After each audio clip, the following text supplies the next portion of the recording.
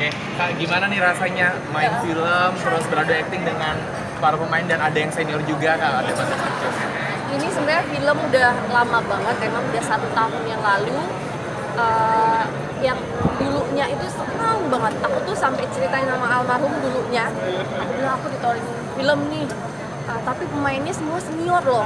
Dan pemainnya itu sampai 48 orang. Itu bukan pemain yang apa ya, memang senior, Matias Mucus dan lain-lain. Pokoknya yang benar-benar buat aku ya, beneran nggak sih aku main di sini, dan untuk pertama kali bermain sama senior gitu. Dan itu seneng banget, dan ada rasa kayak yang takut yang senioritas yang bener sih, kayak Elvira pernah bilang kita takut yang benar-benar gimana ya actingnya ya, entar komentarin, entar salah, tapi ternyata mereka udah kayak keluarga. Ini film keberapa sih, kalau boleh tahu? Sebenarnya aku jarang film, memang pas dulu pernah 1 kali, dan film hantu, dan ini film komedi, beda dari yang dulu yang aku pernah main. Ada adjustment tersendiri nggak sih dari horor terus ke komedi gitu? Ada pengatur sendiri? Sebenarnya orang tertipu dengan karakter aku, dikira aku tuh yang benar-benar yang pemalu, yang apa gitu. Ternyata sebenarnya aku tuh orangnya komedian sih, kalau sehari-hari malah sering bikin lucu, dan nggak ada rasa yang gimana-mana sih setelah main di komedi ini ya, kayak keseharian mau ketawa mau apa nggak ada yang aku jaga, yang mau ketawa aja, mulu nganga nggak apa-apa, nggak harus takut jelek atau apa ya, luar biasa lah. Sebagai pemain film nih, pengennya nanti genre apa lagi yang belum sampai Anda pengen banget diperankan? Pengennya sih yang apa ya, yang hantu boleh gitu. Aku pernah 1 kali main film hantu dan aku jadi hantunya juga ya. Pertama hidup tiba-tiba jadi hantunya, udah pernah. Mungkin yang kayak orang gila juga FTV udah sering. Mungkin yang apa ya, yang benar-benar sedih, yang benar-benar yang bikin orang kalau nonton itu ikut menangis. Aku pengen dapat film yang bikin orang bisa terharu, sedih, dan dapat satu peran yang benar-benar bikin terharu lah.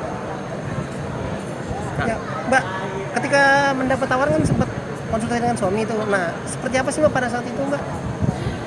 Ini ada cerita khususnya sih sebenarnya di film ini. Dulu aku tuh pas waktu premier, harusnya bulan Desember waktu itu.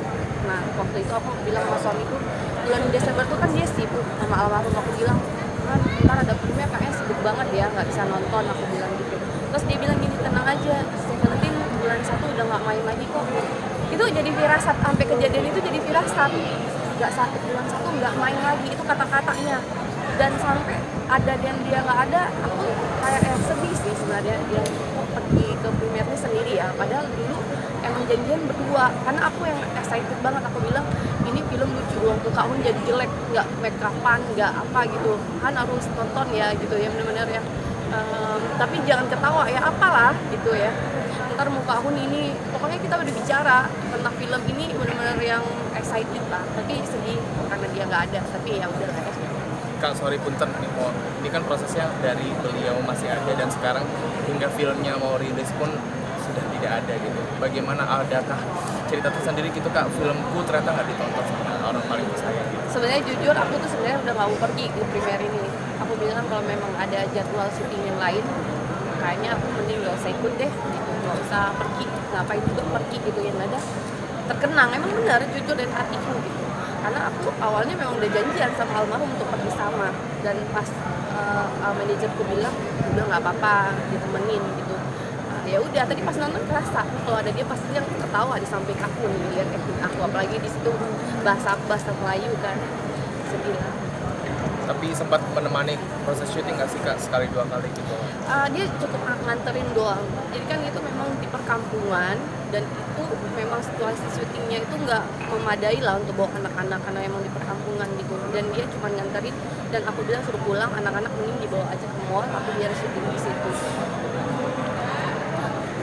Sedikit dong soal lagu pun, katanya emang ada permasalahan sama Mas Ivan itu. Iya, sebenarnya aku udah nggak mau memperlarut masalah itu. Yang jelas waktu launching aku kecewa karena dia nggak datang dan nggak respect dengan janji dia untuk membantu aku sampai akhir. Dan itu aja sih menurut aku kecewa waktu itu. ada upaya beliau untuk menghubungi Mbak terus meminta maaf atau dan lain-lain gitu Mbak soal kekecewaan Mbak?